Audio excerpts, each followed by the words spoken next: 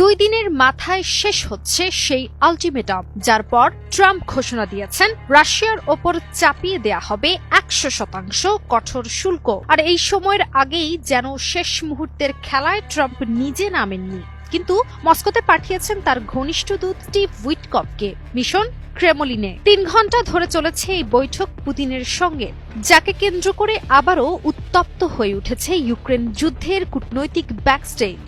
ক্রেমলিনের ভেতরে কি হলো এই 3 ঘন্টায়? উইটকফ ঠিক কি বার্তা দিলেন পুতিনকে? আর ট্রাম্পের নতুন প্যাট্রিয়ট ক্ষেপণাস্ত্র প্রতিশ্রুতি কি রাশিয়াকে বেকায়দায় ফেলেছে, নাকি উল্টো আরো শক্ত প্রতিক্রিয়ার জন্ম দেবে? চলুন জেনে নেই পুরো ঘটনাটি।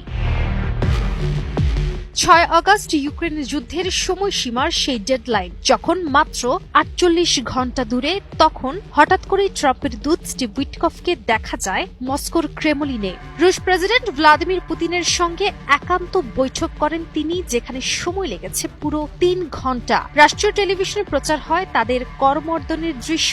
এরপর বৈঠক শেষে উইটকফের মোটর কনভয় চলে যায় দ্রুত, তাও আবার কোনো আনুষ্ঠানিক বিবৃতি ছাড়াই। এই বৈঠকের আগে ক্রেমলিনের পার্শ্ববর্তী একটি পার্কে রুশ বিনিয়োগ দূত কিরিল দিমিত্রি উইটকফকে স্বাগত জানান। তাদের একসঙ্গে হাঁটতে দেখা যায়, আর সেখানেই সম্ভবত শেষ মুহূর্তের বার্তা বিনিময় হয়। দিমিত্রি পরে সোশ্যাল মিডিয়া লেখেন সংলাপ জয়ী হবে। এদিকে ট্রাম্প একদিন আগেই হুমকি দেন, যদি নির্ধারিত সময়ের মধ্যে রাশিয়া ইউক্রেন যুদ্ধ বন্ধ না করে তাহলে যুক্তরাষ্ট্র রাশিয়ার উপর 100% শুল্ক চাপাবে। এর সঙ্গে যুক্ত হয়েছে আরও এক চমক, ইউক্রেনকে প্যাট্রিয়ট ক্ষেপণাস্ত্র সিস্টেম সহ নতুন অস্ত্র সহায়তার ঘোষণা।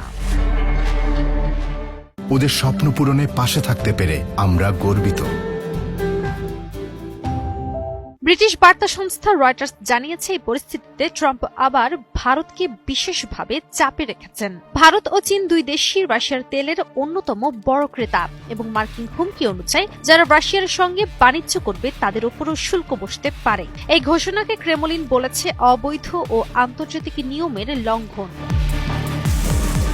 বিশ্লেষকরা বলছেন, এটি নিছক এক দূতের সফর ছিল না, বরং এটি ছিল এক কূটনৈতিক সময় কেনার খেলা। ট্রাম্প মূলত সাবেক প্রেসিডেন্ট বাইডেনকে পাশ কাটিয়ে ইউক্রেনের যুদ্ধ বন্ধে নিজেকে একজন বিকল্প নেতা হিসেবে তুলে ধরতে চাইছেন। আবার পুতিনও এই বৈঠককে ব্যবহার করছেন যুক্তরাষ্ট্রের অভ্যন্তরীণ বিভাজন ও নির্বাচন পূর্ব দ্বিধাকে পুঁজি করতে। আর সবশেষে প্রশ্ন থেকেই যাচ্ছে, এই বৈঠকের 3 ঘন্টায় কি আদৌ কোনো সমঝোতা হয়েছে, নাকি এই আলোচনায় জন্ম দেবে আরো বড় সংঘাতের?